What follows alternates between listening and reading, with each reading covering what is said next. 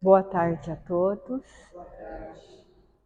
Sejam todos bem-vindos na nossa casa de amor, de fraternidade e de comunhão em Jesus. Nesta tarde, falaremos do capítulo que Jesus fala da montanha, aquele momento onde ele diz que se nós tivermos uma fé do tamanho de um grão de mostarda, poderíamos dizer para uma montanha, passe daqui para lá. Poderíamos pedir para essa montanha sair do lugar. Todas as vezes que nós pensamos neste capítulo, nós ficamos com a ideia de, será que Jesus estava falando literalmente ou de forma figurada? Será que ele queria dizer montanhas físicas ou montanhas espirituais? Estou fazendo uma provocação aqui. Estou fazendo com que nós possamos refletir, pensar, será que era uma montanha física? Será que era uma montanha espiritual? Será que Jesus estava falando da espiritualidade? Então, sempre é bom nós fazermos esta provocação, se Jesus falava de forma literal ou de forma figurada. Essa história, ela acontece quando um homem procura Jesus e diz assim: tem misericórdia de meu filho, porque ele é lunático. Lunático era uma pessoa, e no caso aqui é uma criança, um menino, é a pessoa que tinha espasmo, que desmaiava, que caía. Naquela época chamava de lunático, ou seja, que saía do mundo real, ia para o mundo da lua, lunático de lua. Hoje nós sabemos que é uma pessoa que tem epilepsia, ela vai ter espasmo, ela vai cair. Nós temos remédio para epilepsia hoje e uma grande quantidade de pessoas que têm essa doença também pode passar por um procedimento cirúrgico, desde que o local em que tem um dano no cérebro não seja num local inoperável. Se for um local mais periférico, pode-se fazer a cirurgia e não ser mais lunático, não ser mais epilético. E esse menino, então, caía. Então o pai fala assim, tem misericórdia do meu filho que é lunático e que ele cai no fogo e que ele cai na água, se machucando, se ferindo. Já levei para os seus discípulos, mas eles não conseguiram curá-lo. E Jesus, então, volta para os seus discípulos e diz assim: raça de incrédulos, até quando estarei convosco? Ele está fazendo uma advertência para os seus discípulos. E hoje, quando nós falamos que somos discípulos de Jesus, a advertência também é para nós. Será que nós somos crédulos ou incrédulos?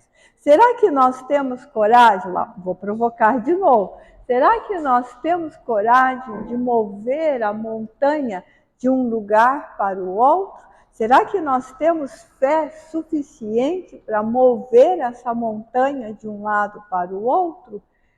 E Jesus, então, diz que se nós tivéssemos uma fé do tamanho de um grão de mostarda, poderíamos falar para a montanha, saia daqui e vai para acolá.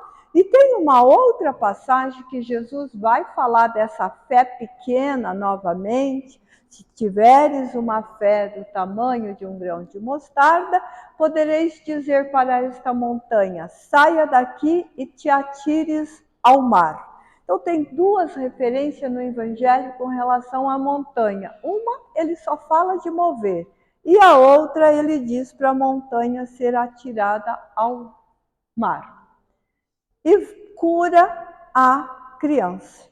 E Jesus faz mais do que curar o estado lunático da criança. Ele também afasta da criança um espírito que o perturbava, que naquela época era chamado de demônios. Naquela época não, vamos provocar? Ainda hoje as pessoas chamam de demônios, né? Ah, é que você está endemoniado, não é assim? Se nós temos ainda na Terra outros cultos, outras instituições religiosas que vai chamar esse espírito sofredor ou obsessor de demônio. Então ele faz duas curas com esse menino. Ele cura o estado lunático e ele afasta o espírito obsessor que provocava as crises na criança. Então não bastava a criança ser lunática, ela ainda tinha uma situação onde provocava a crise. Nós ficamos lunáticos de vez em quando, nós sofremos disso de vez em quando a gente não sai do sério. Hoje nós não falamos mais lunático, nós dizemos assim: eu tive um surto psicótico, eu surtei, eu saí de mim. Tudo isso é lunático. Tudo isso é sair da razão, é perder a razão. Todas as vezes que nós falamos que temos um surto psicótico, que saiu de si, que perdeu a razão, é um estado de lunático. A ausência da razão em si, um cérebro que não funciona, uma mente que não tem tino, uma mente que não se encontra, uma mente que está perdida. Este é a época, é o cenário da época. Depois que o pai vai embora, jubiloso com seu filho curado, os discípulos perguntam para Jesus: por que nós não pudemos curar? O que faltou? E Jesus diz: esse tipo de situação, esse tipo de espírito, esse tipo de doença exige oração e jejum. E não é que as pessoas acreditam mesmo que é ficar orando o dia inteiro, fazendo prece e ficar sem comer, que é disso que Jesus está falando? Não é que as pessoas pegam de forma figurada e fica orando sem parar e de jejum? Nós temos ainda muitas pessoas que fazem isso. Se essa parte do evangelho a pessoa pega literal, por que não pega a montanha? Por que orar e jejuar é fazer prece e ficar sem se alimentar, mas mover a montanha é figurado e é espiritual? Como que uma fala, como que um texto pode ter dois contextos completamente opostos entre si? Jesus está falando que aquelas pessoas, se tivessem fé do passado e hoje nós do presente, se tivéssemos fé, poderíamos mover estas montanhas. Que montanhas que nós movemos? Quais as montanhas que nós movemos? Perdoar é uma montanha, porque perdoar não é fácil. A pessoa te fere, te machuca, te magoa, te trai e você tem que perdoar. A pessoa te passa para trás e você tem que perdoar. A pessoa é sua inimiga, por frente é sua amiga, por trás é sua inimiga e temos que perdoar. É uma imensa montanha. Por que é uma imensa montanha? Porque o perdão exige de nós tremendo sacrifício. Não criar, não fazer a mesma montanha que a outra tem. O perdão exige de nós o esquecimento da atitude da pessoa em favor da pessoa e em favor de si próprio. Não permitir que a pessoa te fere mais e você também não carregar a ferida aberta eternamente. Porque eu perdoei, mas Deus, Ele é justo, Ele demora, mas Ele não tarda. Eu perdoei, eu não estou carregando uma montanha comigo, eu não estou arrastando esse problema para o futuro, eu não estou transferindo para Deus vingar-me, porque afinal de contas, eu estou sendo justa, eu estou perdoando. Não. É isto que Jesus chamou de oração em jejum. Porque se eu perdoo, eu estou em oração, eu estou em comunhão com Deus. Eu não estou transferindo nada para Deus. O jejum é não transferir nada para Deus fazer por nós. Nós fazemos, nós resolvemos. É para isso que nós nascemos. Nós encarnamos para resolver as nossas dificuldades, as querelas que nós criamos ao longo do processo evolutivo. Nós não encarnamos para os amigos espirituais fazer para nós. Nós não encarnamos para Jesus fazer para nós. Nós não encarnamos para Deus fazer por nós. Por isso que Jesus pergunta: ó incrédulos, até quando eu estarei convosco? Logo eu vou voltar para minha casa. E nós temos que recordar João no início dizendo que quando a terra foi construída, Jesus já estava com o Pai. E no princípio era o Verbo e o Verbo estava com o Pai. E ele diz que vai voltar para o Pai. E ele diz: se vocês quiserem, pode ser os meus discípulos. E os discípulos perguntam: como devemos fazer? Simples, renuncie a si mesmo, pegue a sua cruz e me segue. Em nenhum lugar você pode ler o Evangelho de Jesus, da primeira linha, a anunciação para Maria que ele ia nascer, até a última linha de Apocalipse, como é que será a nova terra.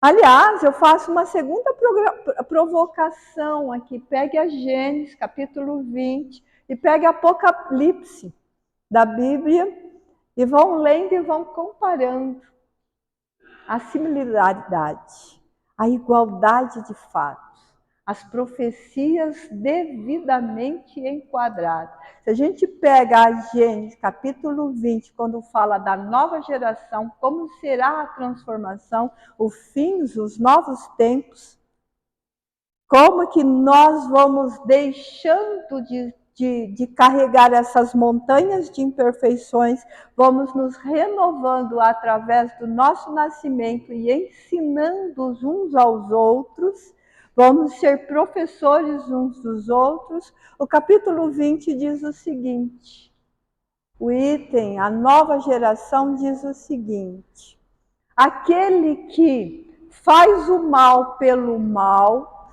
será levado, haverá uma grande imigração na terra, com dois destinos. Aquele que faz o mal pelo mal e não deseja de forma alguma se modificar, será levado a outros lugares que estão no princípio da sua evolução. E aqueles que já têm uma possibilidade, ou tem alguém cuidando dele, nascerá em lugares extremamente primitivos dentro da própria terra. E quando a gente lê isso, o que vem na nossa cabeça? O que a gente pensa? Quando a gente pensa no grande mapa geográfico da Terra. Qual lugar, os lugares mais primitivos? Muito antigamente, 500 anos atrás, era o Brasil. O Brasil está saindo, a criança brasileira, a criança Brasil, país, está saindo das fraldas, está se pondo de pé, está começando a dar os primeiros passos. Ela não é mais selvagem. Mas se a gente olha no grande mapa da Terra, na geografia, nós vamos encontrar lugares muito selvagens ainda na África. E lugares muito violentos na parte oriental.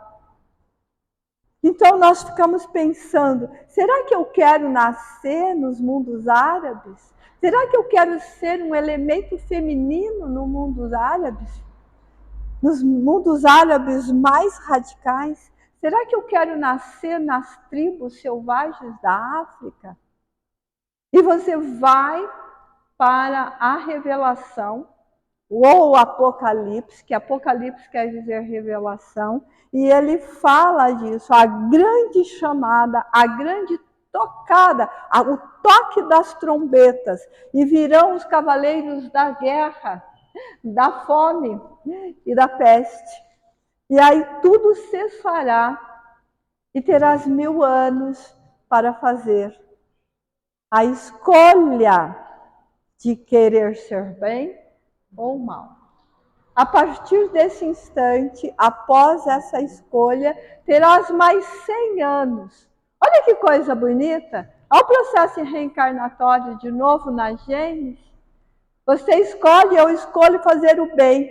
Estou lá no 1000 anos escolhendo fazer o bem. Após isso, eu tenho 100 anos para ter certeza se eu escolhi mesmo o bem. E aí, se eu não escolher o bem, eu sou eliminado da terra. A terra se abre para mim. Isso é Bíblia. Então, eu faço a provocação, pegue a revelação da Bíblia e pegue a Gênesis de Kardec e veja o quanto de coisas iguais, quanto de coisas semelhantes que temos. E pegue esse capítulo da montanha e veja se não é de verdade uma montanha que nós temos que remover. E essa montanha está dentro de nós. As nossas imperfeições, as nossas injúrias, no nosso sentido de se vingar, porque nós achamos que não vingamos. Imagina, nós somos bons, nós somos espíritas de carteirinha, já tenho mais de 30 anos de espiritismo, é lógico que eu sou bom. Nós nos pegamos felizes da vida porque alguém foi condenado. Nós nos pegamos desejando que pena que o Brasil não tem pena de morte. Nós nos pegamos dizendo que todos os bandidos têm que morrer mesmo. Nós nos pegamos torcendo para que aquele um vença e o outro perca. Nós nos pegamos nessas situações. Isso são montanhas de equívocos que temos que eliminar de nós. Nós nos pegamos dizendo, eu gosto tanto da irmã X, ela é tão boa, ela faz tudo o que eu quero. Por isso que ela é boa, né? Porque ela faz tudo o que eu quero. Mas eu não gosto da irmã Y, porque ela é sempre muito exigente, está sempre me pedindo coisas. Está sempre querendo coisas. Nós nos pegamos inquietos com os nossos filhos, com os nossos netos, com os nossos pais. Ser idoso hoje é uma coisa muito dolorida. Nós não queremos. E hoje, a estética, a medicina, nós removemos uma montanha física imensa. Na época de Jesus, 30 anos era um homem velho, Jesus era um homem velho.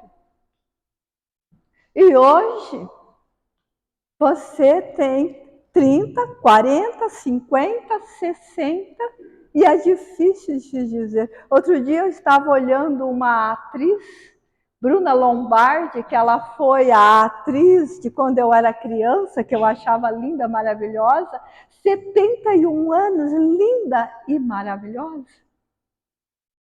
Sendo que quando eu era criança, uma mulher de 30 anos, de 40 anos, era muito velha. Tem uma reportagem muito engraçada que está sempre circulando nas redes sociais, e o ônibus invadiu uma casa e machucou uma idosa de 42 anos.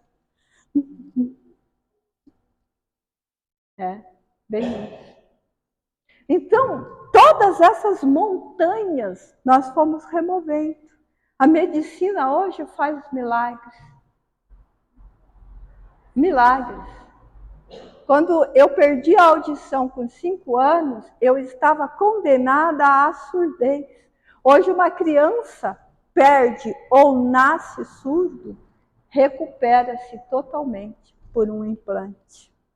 Eu voltei a escutar através da revolução da medicina com 35 anos. E não é grande coisa, mas é ótimo para quem era surdo. Entende? Isso é revolução, isso é mudança de montanhas. Mas as montanhas morais, nós temos dificuldade, porque ela exige sacrifício único. As montanhas físicas é coletividade. Você estuda junto, você vai para a escola de medicina, você vai para a escola de direito, você vai para a escola de veterinária, é coletivo, um concorre com o outro, eu sou melhor, e remove montanha. Mas as montanhas morais, ela é individual. E o que quer dizer indivíduo? O que quer dizer individual? Indivíduo quer dizer aquilo que não pode ser dividido. Então esqueça a tal da alma gêmea, você não pode ser dividido. E o que seria a alma gêmea? Eu pegar o meu espírito, dividir em 12 e eu amar a eu própria.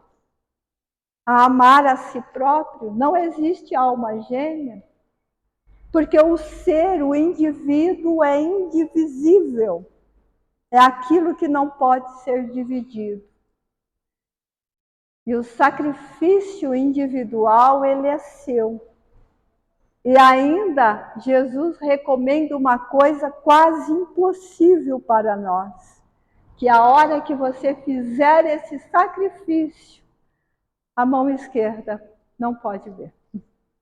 Você não pode falar daquilo que você conseguiu fazer vencer, porque senão você não conseguiu de verdade. Então, quando ele fala dessa fé que remove montanha, do tamanho de um grão de mostarda, nós vamos compreender o quanto é difícil ter essa confiança. Esse capítulo diz que fé inabalável é somente aquela que pode encarar a razão face a face a qualquer época da humanidade. Nós não temos essa fé ainda. Qualquer coisa que uma pessoa nos diz, a gente vacila. Se uma pessoa aperta a gente um pouquinho mais... Você é espírita, espírita não é religião, espírita vai para o inferno, coisa parecida, você vacila na sua fé. Cadê a fé inabalável? E a fé, ela é humana e ela é divina. Eu tenho que trabalhar na matéria e eu tenho que trabalhar no espiritual. E na matéria nós nos saímos muito bem, porque nós gostamos de aplausos, nós gostamos que o outro veja o que a gente é capaz de fazer. Mas a moral, essa mão não pode ver, ninguém pode saber. Então é muito difícil, porque se ninguém vai saber, se ninguém vai ver, por que é que eu vou fazer?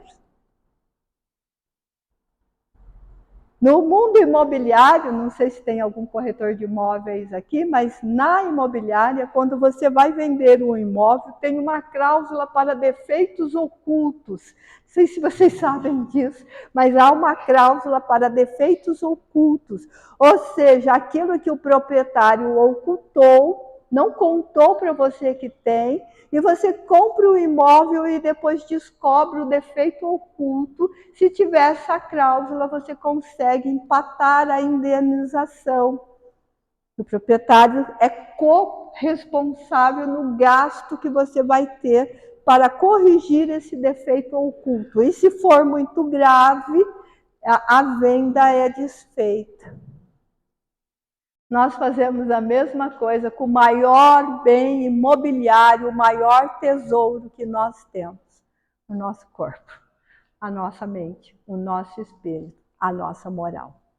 Então, nós vendemos sempre um marketing perfeito de nós mesmos e ocultamos os defeitos que nós carregamos. Então, o nosso defeito sempre será oculto. Então, isso que é remover a montanha. É isto que nós temos que trabalhar. Por isso eu deixo essa provocação. Não é só figurado que Jesus estava falando. É literal também. Porque todos nós carregamos uma montanha de coisas, de tarefas, de deveres materiais, um para com os outros, no campo físico e também espiritual. E quando nós conseguirmos isso, então nós vamos poder olhar para Jesus e dizer: Senhor, removemos a montanha, ela passou de nós, ela foi atirada ao mar.